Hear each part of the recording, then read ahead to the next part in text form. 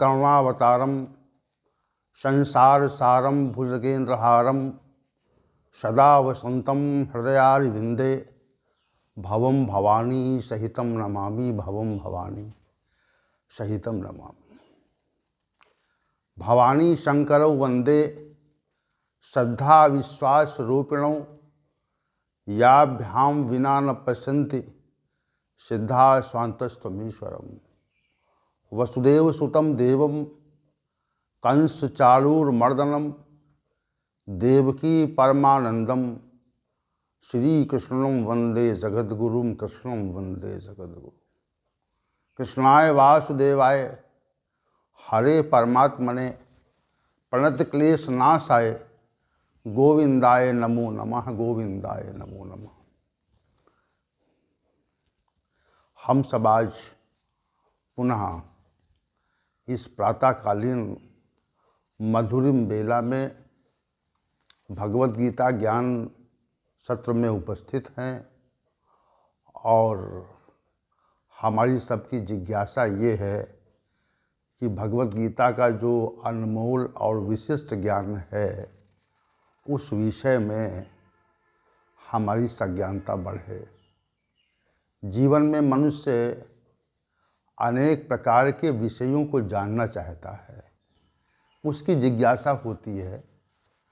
छोटे से बालक की जो जिज्ञासा होती है वह संसार के बारे में जानना चाहता है और वह अपने अभिभावकों से, पिता माता भाई बंधुओं से ये पूछता है कि अमुक चीज़ क्या है, अमुक चीज़ क्या है, इसको क्या कहते हैं, ये किस काम में आती है।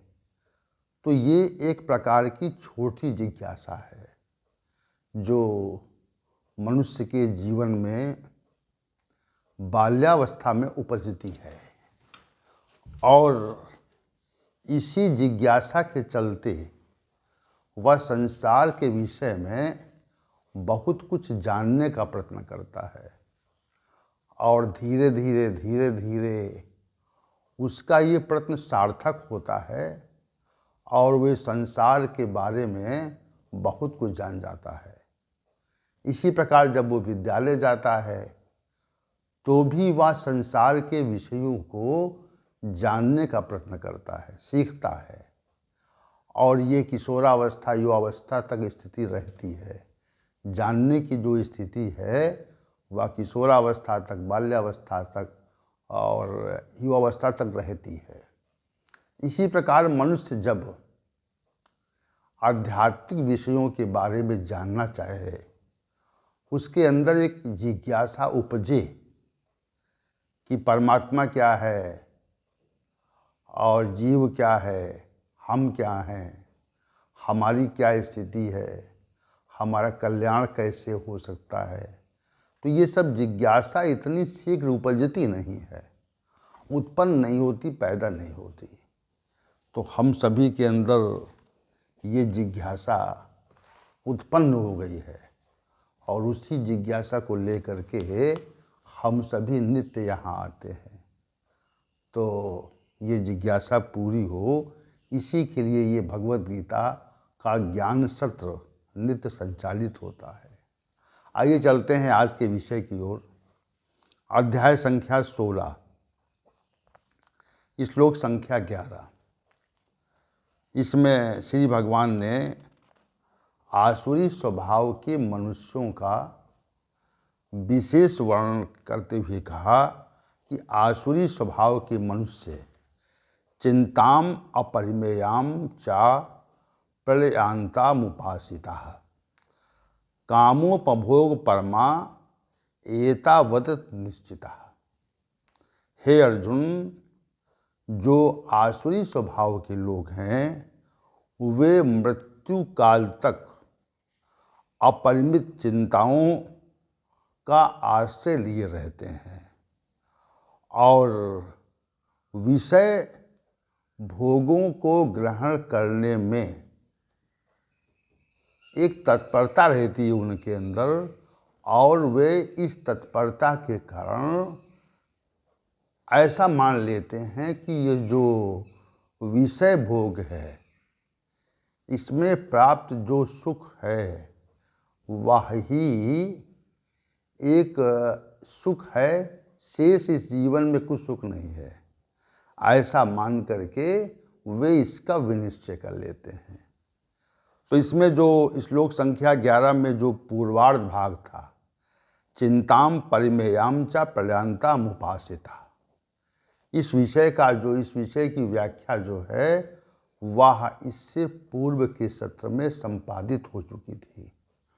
और आज का जो सत्र है वह श्लोक संख्या 11 के उत्तरार्ध भाग पर हम केंद्रित करने का प्रयास करेंगे।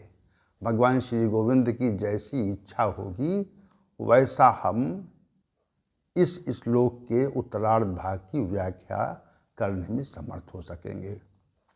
तो आइए चलते हैं। ईश्वरी स्वभाव के लोग जिनके अंदर ईश्वरी भाव आसुरी भाव, क्षमा करें, जिनके अंदर आसुरी भाव बैठा हुआ है और आसुरी जिनका स्वभाव हो गया है, आसुरी दुर्गुण होने के बाद में मनुष्य का जो स्वभाव है वह आसुरी हो जाता है। तो उनमें दो बातें, दो तथ्य विशेष रूप से आ जाते हैं। एक तथ्य ये आता है कि विषय भोगों को ग्रहण करने में उनमें उत्सुकता रहती है, उत्सुक रहते हैं वो, और ये कहेंगे तत्पर रहते हैं, मतलब उन्मुख रहते हैं, उधर उद्यत रहते हैं, ये शब्द कहें हम। विषय भोगों को भोगने के लिए वे उद्यत रहते हैं। जैसे संसार में हमको कोई कार्य अच्छा लगता है, संसार में हमको कोई कार्य अच्छा लगता है तो हमारी ये इच्छा होती है, मनुष्य की ये स्वाभाविक प्रवृत्ति है कि वह उस कार्य को पुनः पुनः करना चाहता है। और ये वृत्ति मनुष्य के अतिरिक्त पशुओं में भी पाई जाती है। जैसे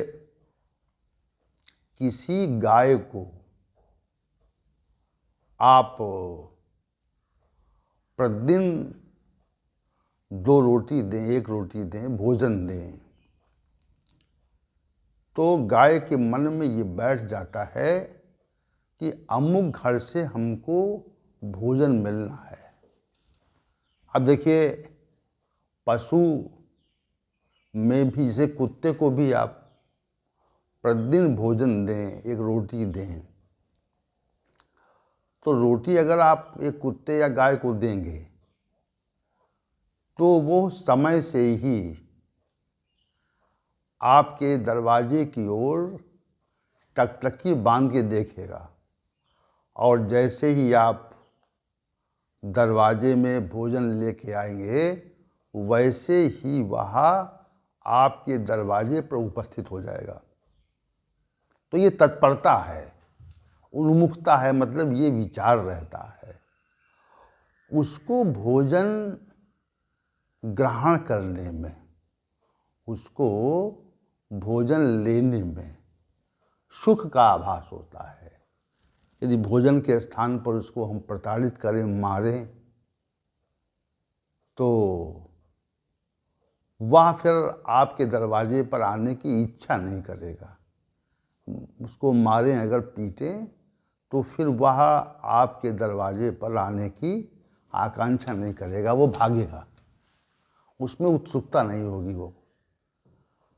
तो ये जो वृत्ति है, ये जो स्वभाव है, ये जो प्रवृत्ति है, ये पशुओं में भी होती है और मनुष्यों में विशेष होती है।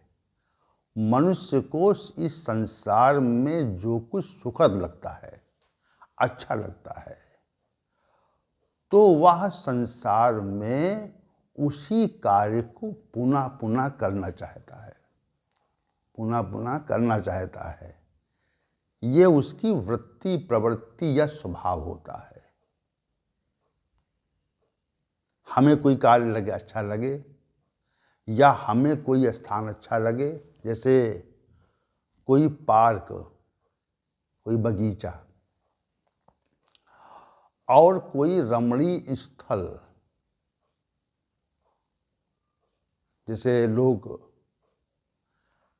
अनेक समय गर्मियों इत्यादि में पहाड़ों पर जाते हैं,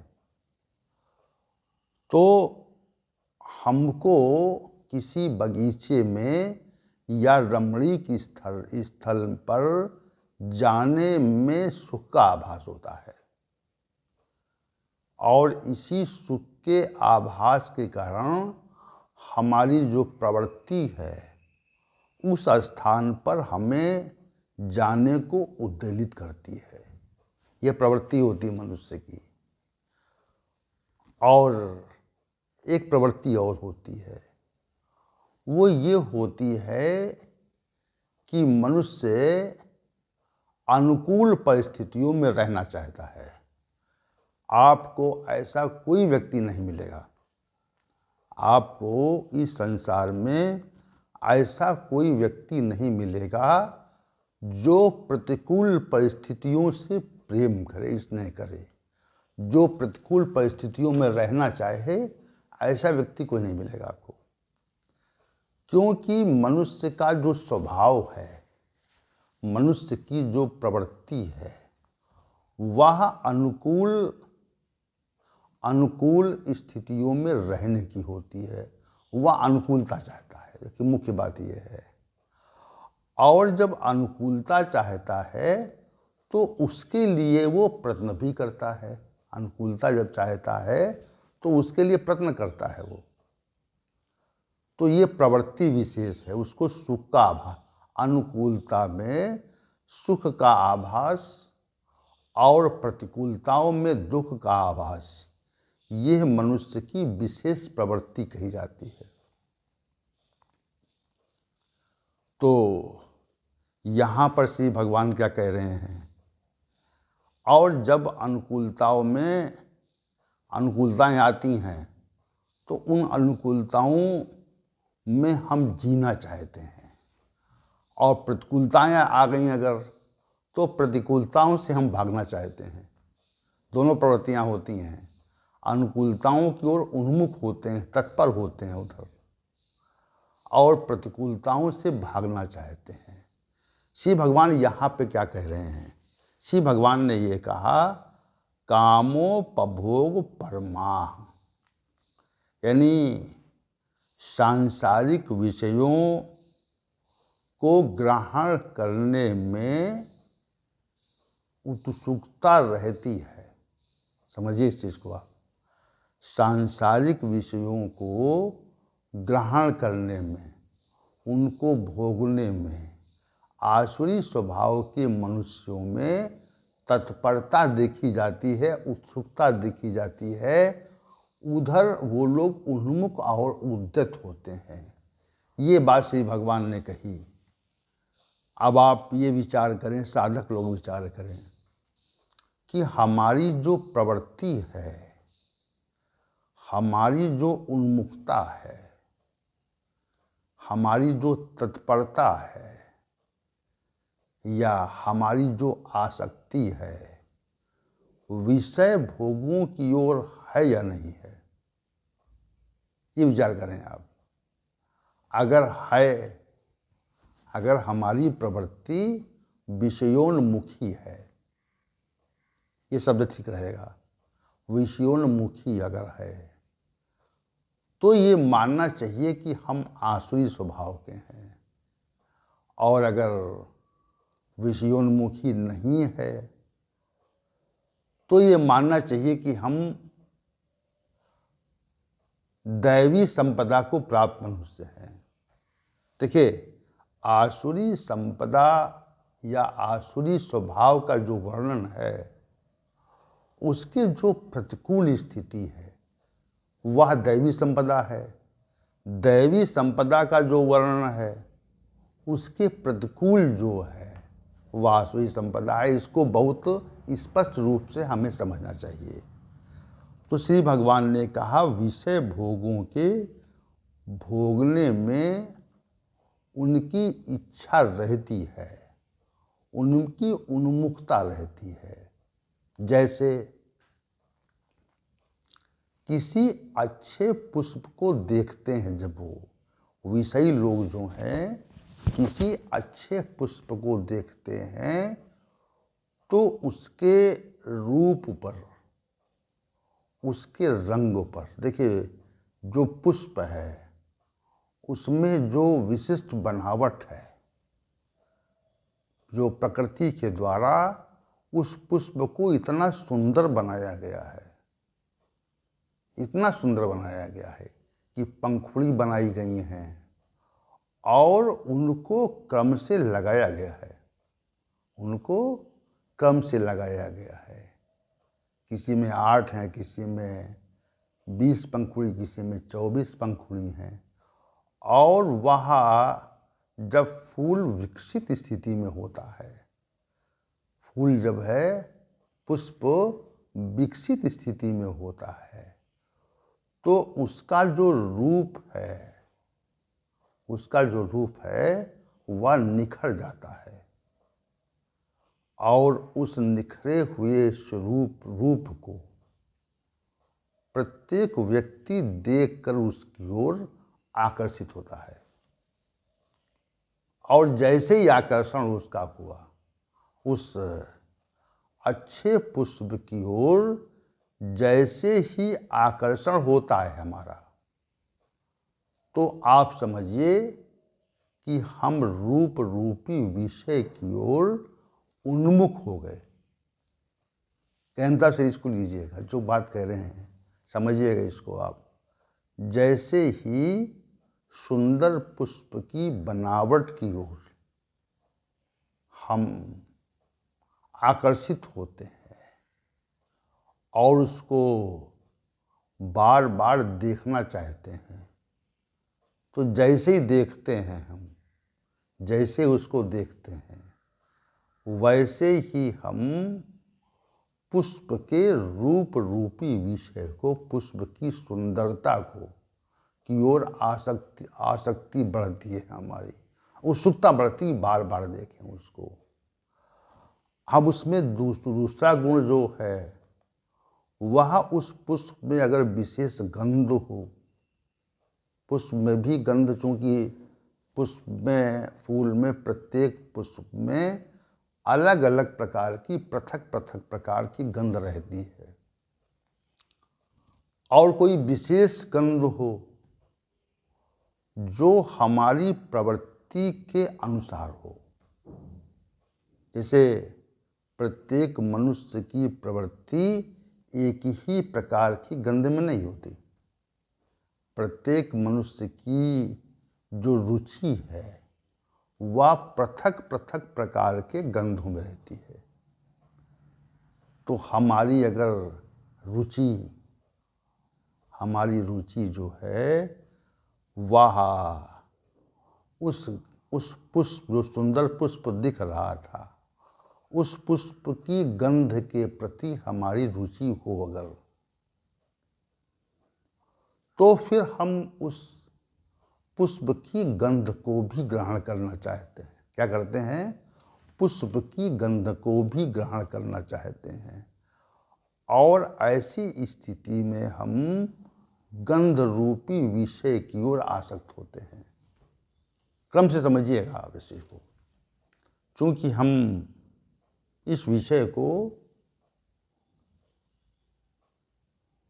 प्रत्यक्ष रूप से तो वर्णन कर रहे हैं, इसका जो भाव है वो पृथक प्रकार का है, भाव अलग है इसका, और जो प्रस्तुति का भाव है वो अलग है।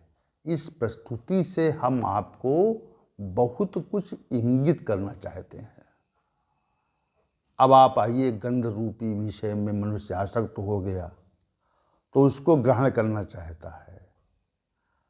अब पुष्प में जो रूप रूपी विषय था उसकी ओर, उसको ग्रहण करने की ओर भी हमारी तत्परता हो गई, उन्मुखता हो गई और जो गंध रूपी विषय था उसको भी ग्रहण करने में हमारी तत्परता हो गई। अब तीसरी बात क्या आई? तीसरी बात, अगर हमने उस पुष्प की कोमलता का आभास किया, छूकर होता है वो, छू करके उस पुष्प की कोमलता को ग्रहण करना चाहा, तो जो स्पर्श रूपी विषय है, स्पर्श रूपी विषय था, उसकी ओर हम आकर्षित हो गए, बढ़ गए उधर। हमारी जो तत्परता है अब स्पर्श रूपी विषय की ओर बढ़ गई।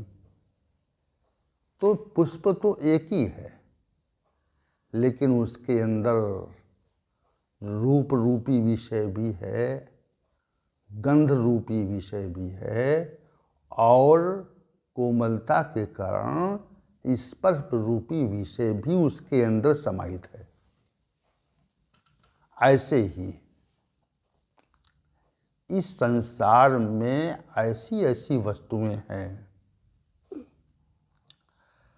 जिनमें अनेक विषय समाहित होते हैं और उन विषयों की ओर मनुष्य स्वतः आकर्षित होता है, उनका पुनः पुनः वो उपभोग करना चाहता है। ये माया के द्वारा, ये सब माया के द्वारा रचित किया गया है कि हमारी जो प्रवृत्ति है वह विषयों में रहे। और ये जो तत्परता होती है, जो श्री भगवान ने कहा कामोपभोग परमा, सांसारिक विषयों के प्रति, भोगने के प्रति, उनको ग्रहण करने के प्रति, उन सांसारिक विषयों के संयोग की इच्छा, संयोग की इच्छा।